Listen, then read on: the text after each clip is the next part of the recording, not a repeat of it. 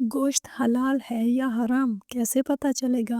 اسلام میں گوشت کے حلال یا حرام ہونے کی پہچان کا کوئی یہ طریقہ نہیں کہ اسے آگ میں ڈال کر چیک کیا جائے۔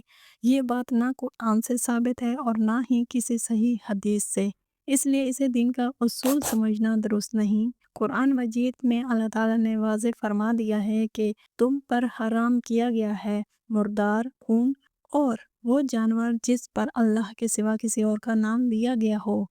نبی کریم صلی اللہ علیہ وآلہ وسلم نے بھی ارشاد فرمایا، جب تم ذبح کرو تو اللہ کا نام لو۔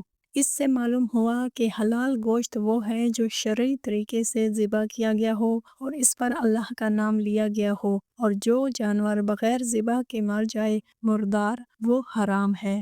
اگر کسی گوشت کے بارے میں شک ہو تو نبی کریم صلی اللہ علیہ وآلہ وسلم کی تعلیم ہے، جس چیز میں شک ہو اسے چھوڑ دو۔